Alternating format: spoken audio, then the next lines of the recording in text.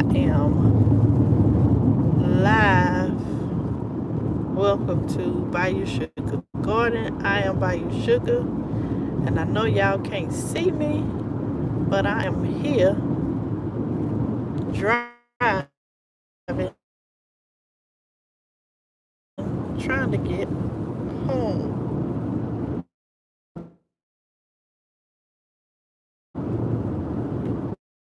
Up this last little 45-minute drive, I got to go home. So I say, well, let me just go live, and maybe that'll help keep me up these last few minutes last 40 minutes. Right now it is 11:42 p.m. my time, and I know it's crazy late for some of y'all if y'all up. Let me see if it's going on 12 o'clock, 12, 1, 2, probably 2 in the morning Central Time, 3 in the morning Eastern Time. On the West Coast, I know it's early.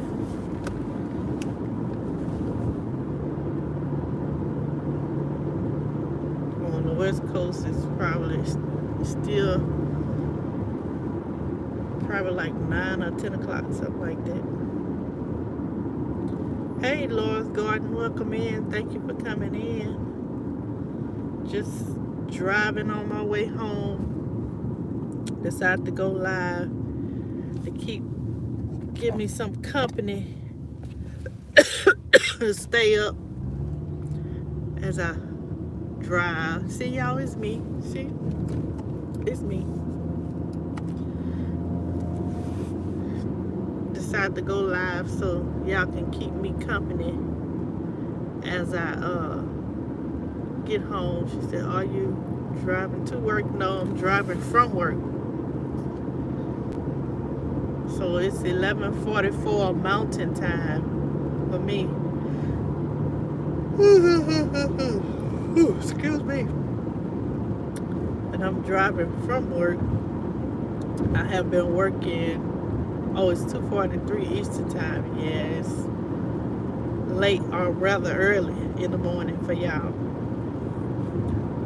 I've been working 3 straight days. And yeah, not too long ago got off, but I got a couple hour drive home after I get off.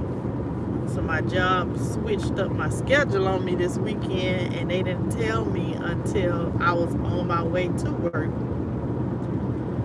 And that just ticked me off.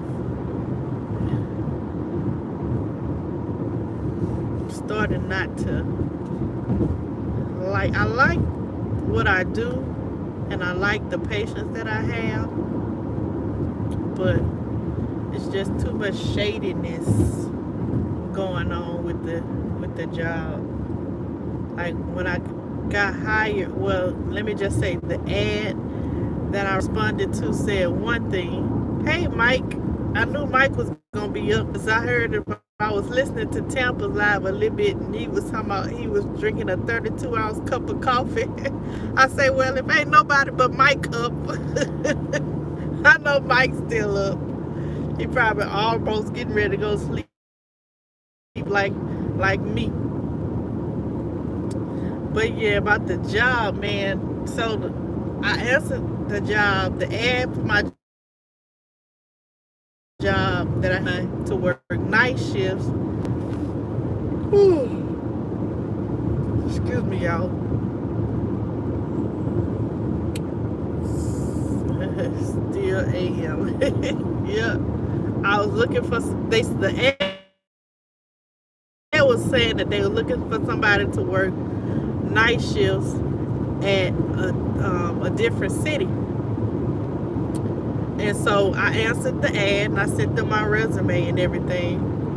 And then they responded and asked me for an interview. Well, when I went for the interview, you know, the lady interviewed me and all that. When we got to the end of the interview, she was like, oh, by the way, the job is in this location. And in my mind, me not being familiar with Arizona, I was like, well, I thought, you know, maybe they was close in proximity, but one is, they are in two total opposite directions. So I'm like, in about 10 miles. Turn right to merge onto State Route 202 Loop West. So I'm like, lady, in my head saying, ma'am, that's two different locations. But I'm like, whatever.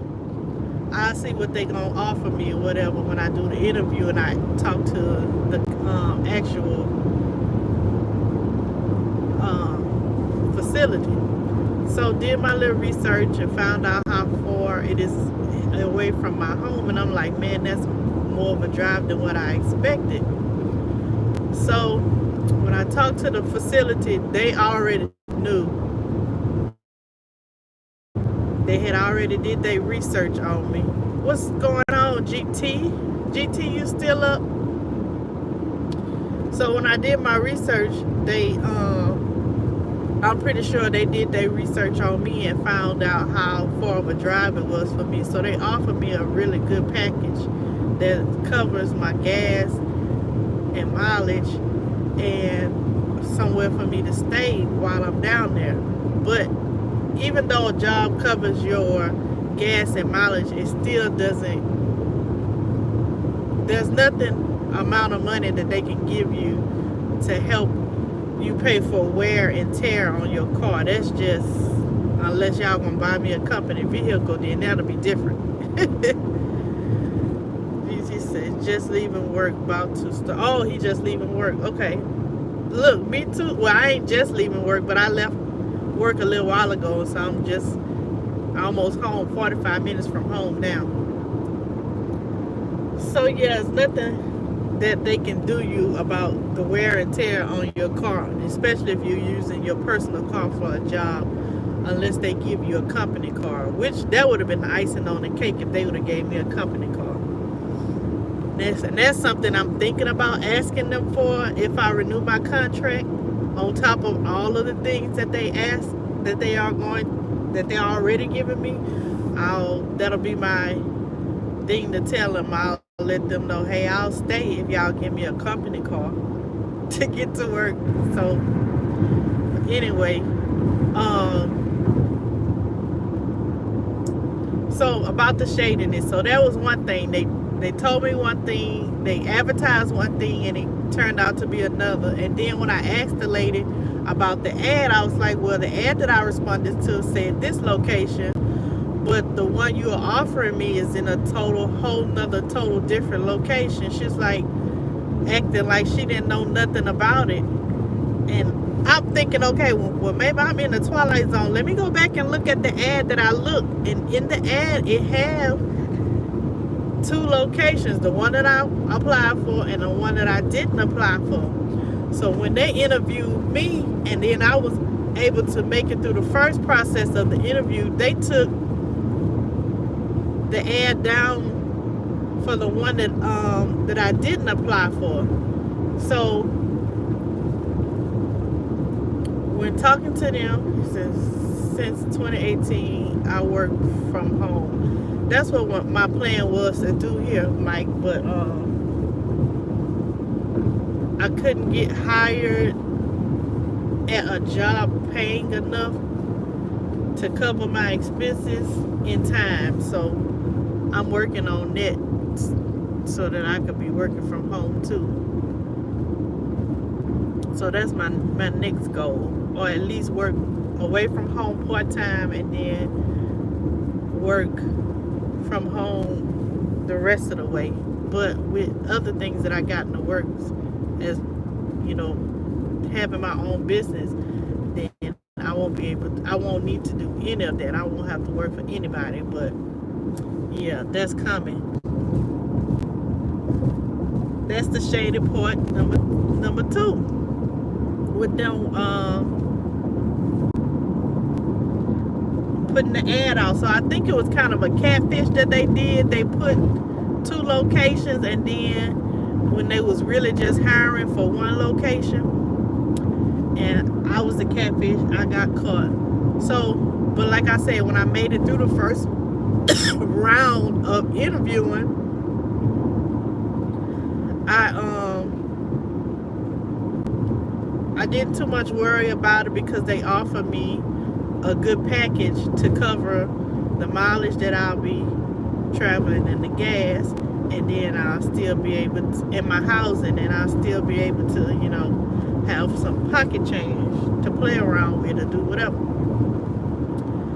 And Lord say, that's what I want. I need a work from home job, right? So now I'm 3 weeks into the job. Okay, wait, let me back. So I stopped by the job on my way in to Arizona and look at the place or whatever. First appearances let me know, hey, it's a typical nursing home. They ain't gonna have all the stuff that you need. They're gonna be understaffed, and they're gonna have, it's gonna be like pulling teeth. You're gonna be patching stuff together, trying to get things to be at least minimal for your patients, which is cool. I'm down for getting down and dirty. I know how to make things work. That's how I started off nursing. No problem with that. So I go in and speak to the lady, the people in human resources, and she tells me, well, the shifts is for 4 12s one week, 3 12s the next week. I'm like, what? In my head, I'm like, that's not what I discussed with my recruiting agent, and that's not what was in the ad. The ad say 3 12s a week, and then it was for every other weekend of 3 12s, right? So she then goes on to tell me, well, we're trying something new. So we're going to it's going to be 4 12 hours one week and 3 12 hours another week. And then your days of working will be, she tried to slick talk this on, say it really fast to me, gonna talk about, when you do 4 days, it'll be Wednesday, Thursday, Friday, Saturday. And then when you do 3 days, it'll be Thursday, Friday, Saturday. So I say, so you mean to tell me I'll be working every weekend? Every Friday and Saturday? And she kind of paused because she didn't expect me to catch it. So she was like, yeah. Do you have a problem with that? I say, yes, ma'am. I would like some of my Saturdays off. Please schedule me for some Saturdays, because that's not that's not the position that I responded to. So then she was like, oh, okay, that's no problem. That's no problem. So I'm thinking, okay, that they're going to change it from 4 days and just make it 3 days every week. And I work one Saturday one week, and then when I have to be off that Saturday, I work that Wednesday. Let me check. Oh, come the first week of training, all of that, I done told her, what I'm available. Don't schedule me for every Saturday. And then I'm getting ready to leave the facility to head to my home in Arizona. And I'm asking them, I'm like, asking for them to give me at the next light, turn right, their advice on the best travel routes or whatever, considering the time of day that I'll be traveling. So she tells me, at the light, use the right lane to merge onto State Route 202 Loop West. I'm listening to my GPS, y'all.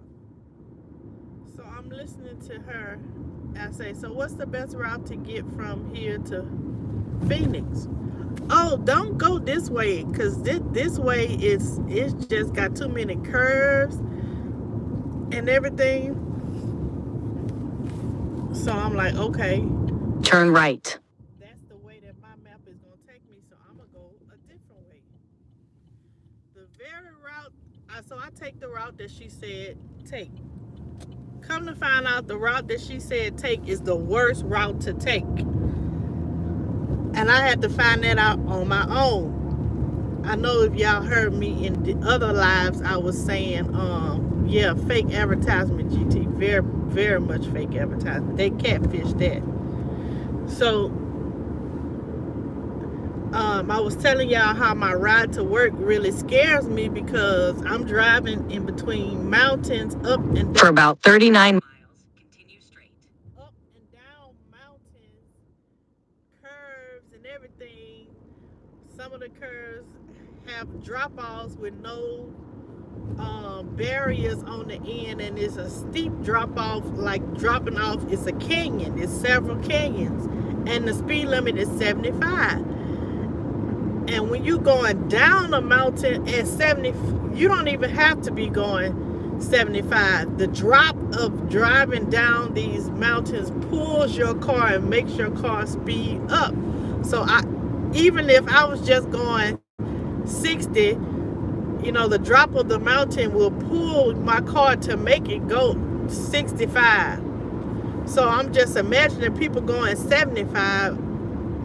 The real speed they really going, in addition to the gravity of the mountain pulling a car, and then they whipping around these curves, and it's not like one curve and then you straight, another curve you straight. No, it's curve one area, you come out of one curve, you're going directly into another curve in the opposite direction. The same thing like that, going down a mountain for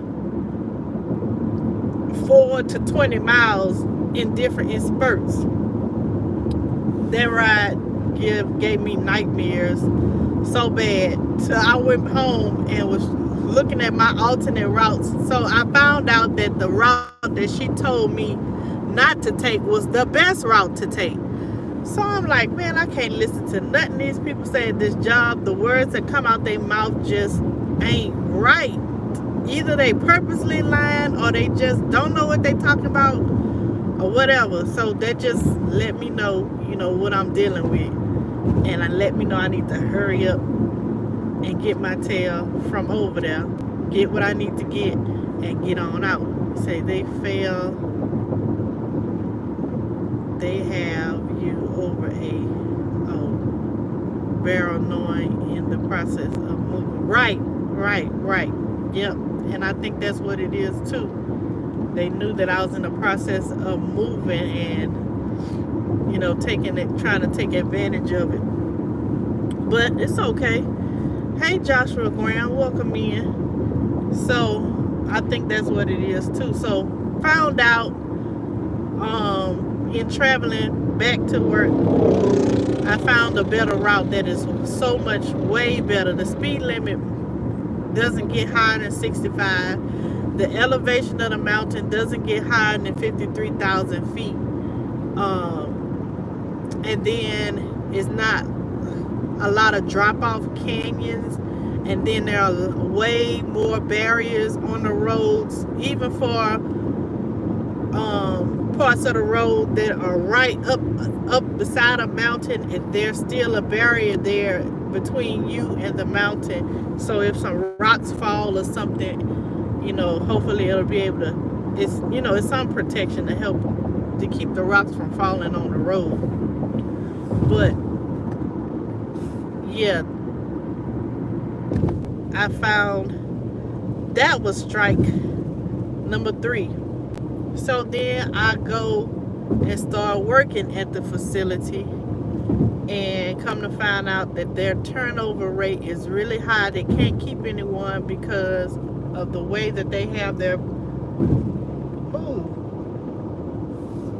wanted to see that, but I don't think I could flip my camera around far enough for y'all to see that marketplace. It's gone now, but it was Tempe, I guess Tempe, Tempe, Arizona. It's a marketplace there. I'm gonna have to go there one day and probably be better viewing in the daytime. I don't know what I just pressed, but yeah. So anyway, yeah, found out that their turnover rate is really high. They can't keep anyone because the way that they have the patient split, they have one, two, four halls, and they have two nurses split the four halls, but one of the nurses have patients on her two halls where it barely requires her to do any work, while the other nurse is very busy breaking her neck. Sometimes you don't get a break, and for whatever reason it's been like that, and they haven't changed it for years. But after I've been working there and I see why they haven't changed it, they have local people who work there, and they keep the easy side for local people to try to keep them from quitting. And then on top of that, when the local people can't come in, then they use the travel nurses, and the travel nurses, if you're covering a shift or doing them a favor, they'll put you on the easy side, but then everybody else that's regularly scheduled, you just, do the hard side, which it's crazy to me when all they have to do is easily balance the workload out, and everything will be fine. But I don't know why they won't change it, or whoever can't see that. But yeah, it's been like that for years, and from what I've heard, they've been made suggestions and they don't want to change it, haven't changed it. So anywho, that part. Then, so what ticked me off this week was I was headed to my way to work on Wednesday. I was supposed to work Wednesday, Thursday, and Friday nights.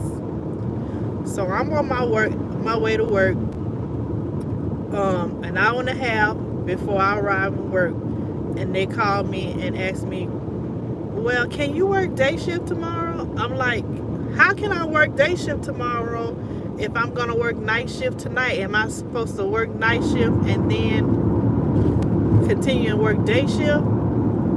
She was like, well, no, what we're gonna do is let you work night shift Wednesday as you were scheduled, but we're gonna let you go home early so that you can come back and work the day shift for us on Friday and Saturday. I'm like, what the heck? And why is they calling me so last minute?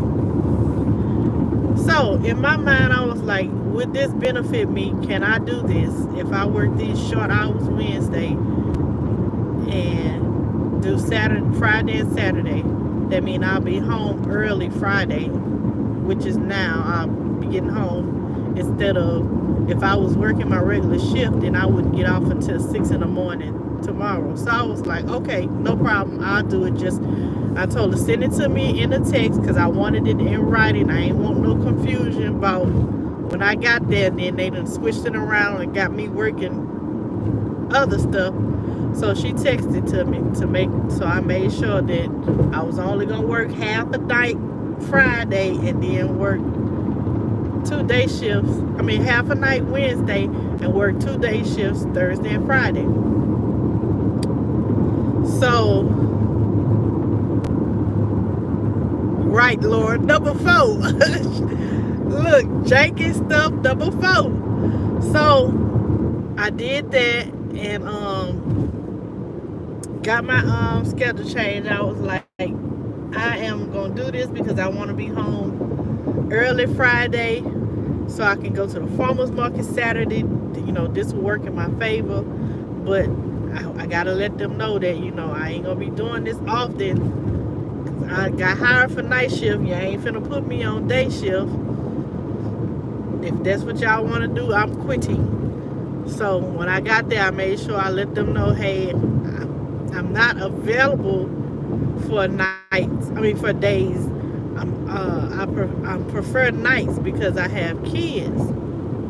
Speed check reported. Ahead on Red Mountain Freeway. All right, speed check. So that worked out fine. The schedule worked out fine. But first night, Wednesday night, it was a short night. It went smooth. They put me on the easy side. Like I said, if you're a travel nurse and you helping them out, they put me on the easy side the first night.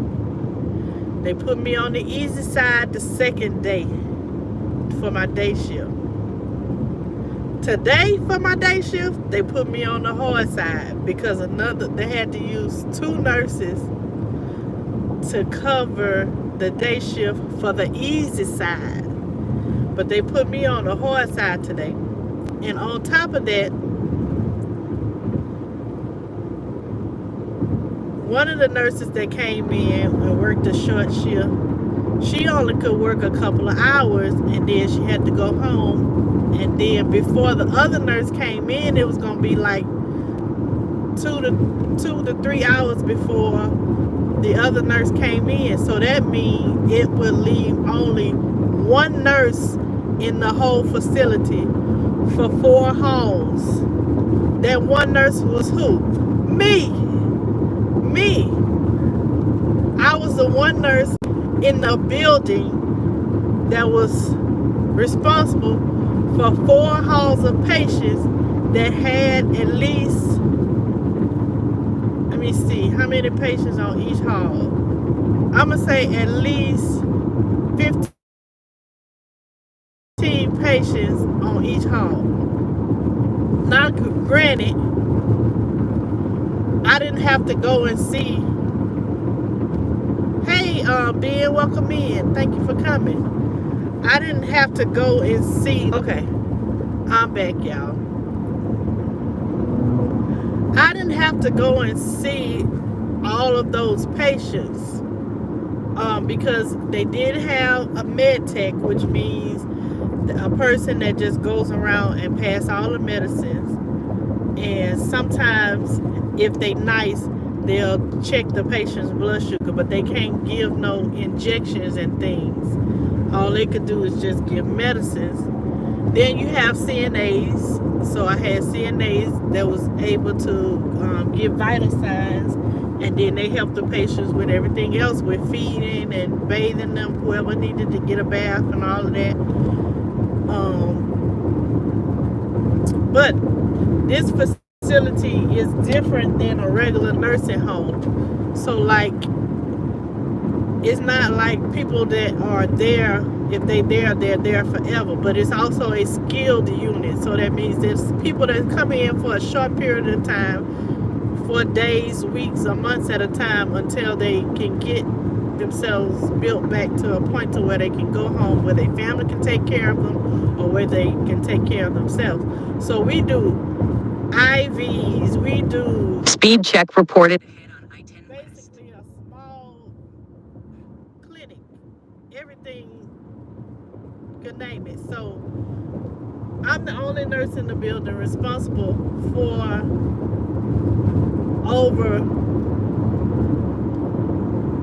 over 40 patients. I'ma just say 40 patients with diabetes. So that means I have AccuChecks. Even if I didn't have to do the AccuChecks, if any of them needed insulin, nobody else in the building could give them insulin but me. And at least half of those people in that facility have diabetes. So y'all, I'm in the tunnel where you're supposed to blow your horn and stuff and make noise. But anyway, I digress. What's going on, Lala? TX Lala. So I was responsible for that. On my hall, I had 2 patients that needed IVs, that were on IVs that needed to be, bags needed to be hung at certain times. Plus, I had a G-tube feeder, and she's diabetic, in addition to all the other blood sugar checks. Plus, I had 2 COVID patients that's on isolation, and that's just one hall. That's not to just imagine what was on the other 3 halls. So when they left me alone for 3 hours as the only nurse on that floor, it just put a bad taste in my mouth and put some real well needed fire up under my behind to hurry up and get out of there, because it's just not a place that I want to be. And I don't want to put my nurse's license in jeopardy because of their lack of staffing. Because if something would have happened to one of those patients, they are overworking you. Yeah, they're definitely overworking me. If something would have happened to one of those patients within those 2 to 3 hours where I was the only LPN, a nurse on the floor, it would have been my fault. All of that would have came back on me, no matter if, I delegated, something to the med tech or the CNA or whatever. That's a lot of room for error.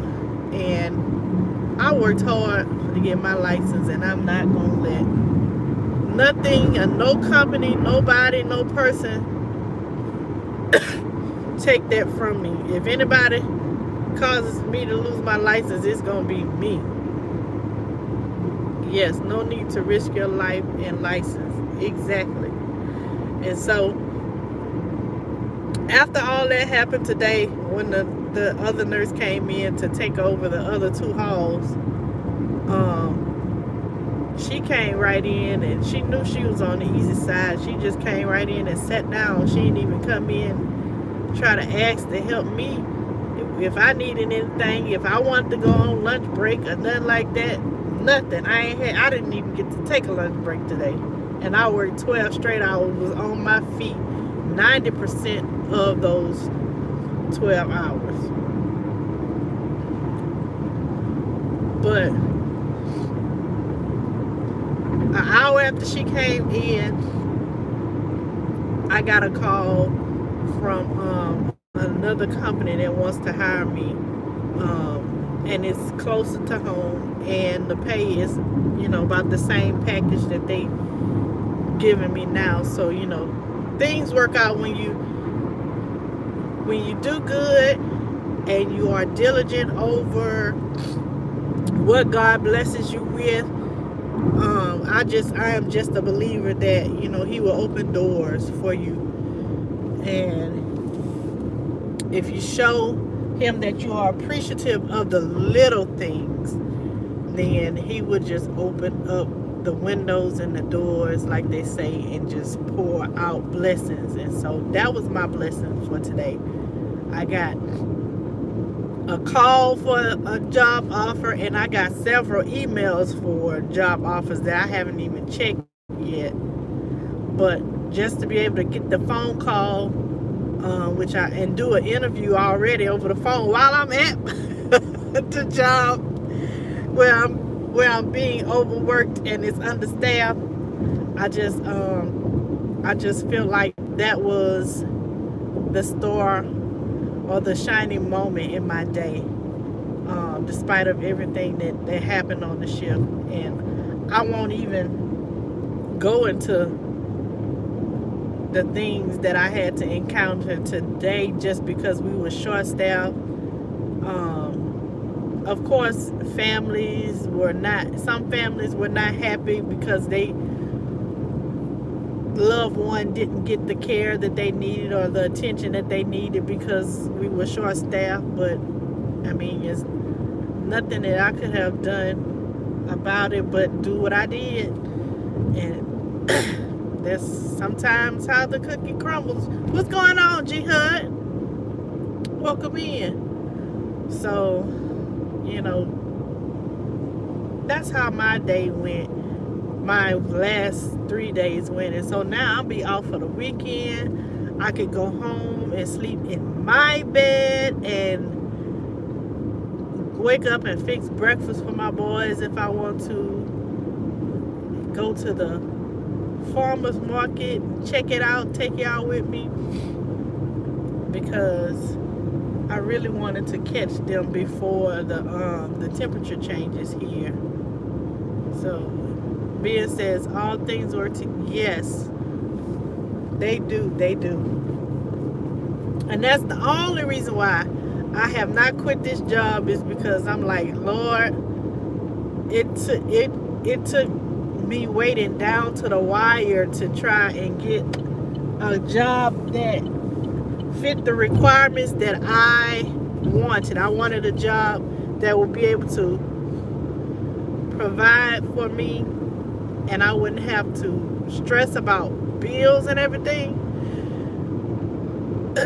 All I had to do is just go to work and work the hours, and the money and everything was going to be there. And I thank God that, you know, that worked out for me. Yeah, I may have to drive a little bit for it, but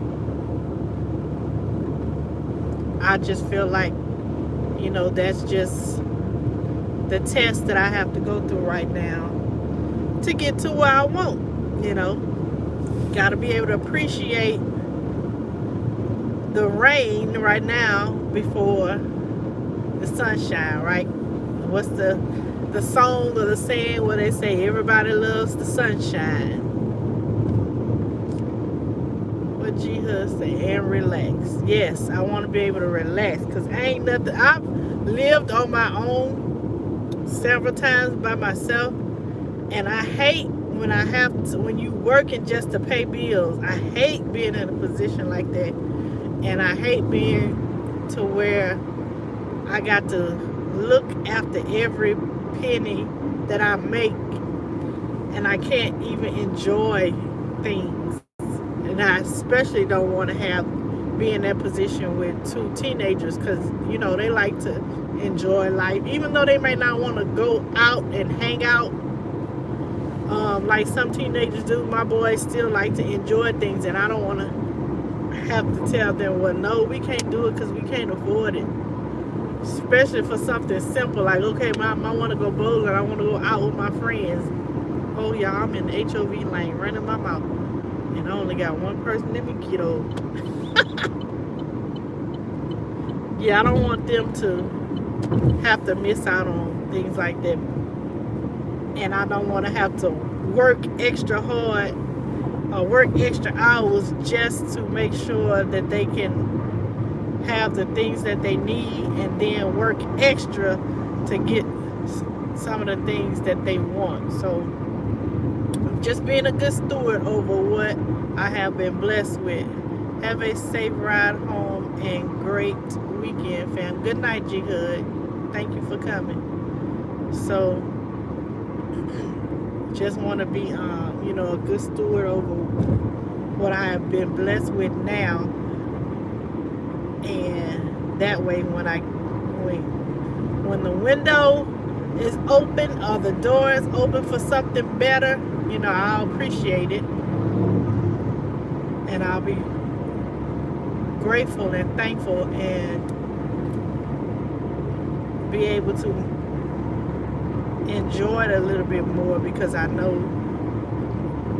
you know, that it could be worse. So yeah, so that is what my 3 days have been like. I am so tired, my eyes are hurting, and I'm hungry on top of that. The job did buy pizza. I don't know what the celebration was, but they bought pizza on my shift. Nobody told me that they had it. I didn't find out until the night shift came in, because they bought pizza for day shift, and then they turned around and ordered some more pizza for the night shift. So after my shift ended, I ended up having to stay over about 2 hours to finish off paperwork that I couldn't get done doing my regular shift. Hey, precious pieces, welcome in.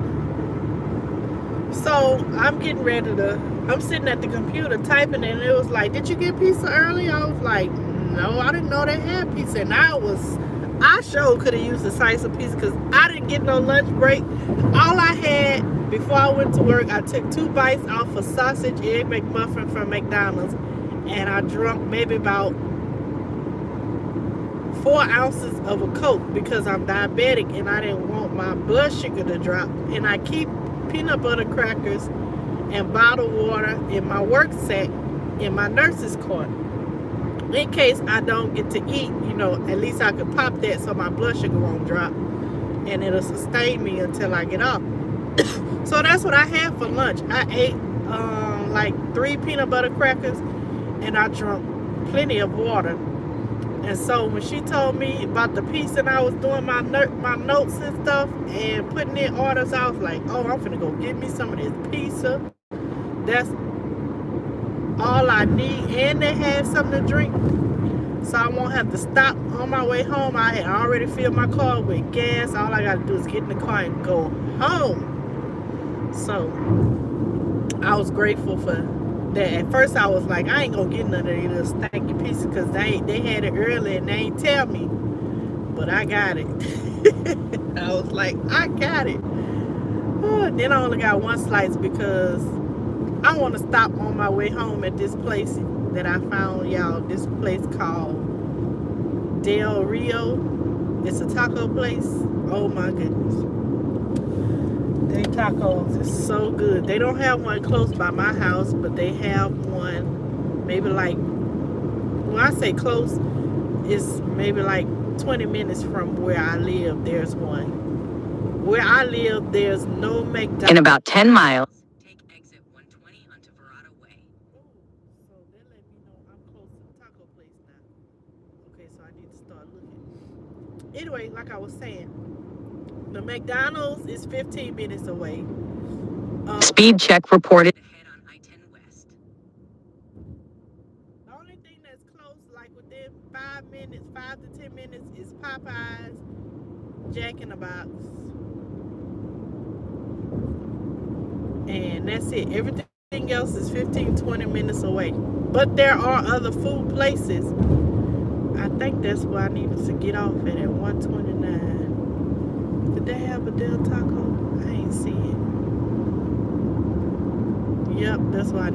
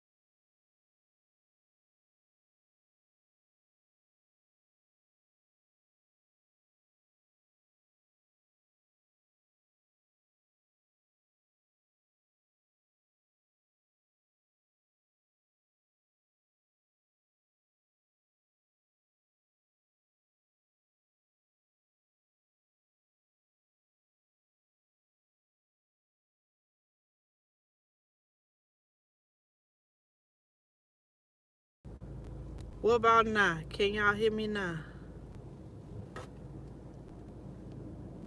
Can everyone hear her? Not hearing you.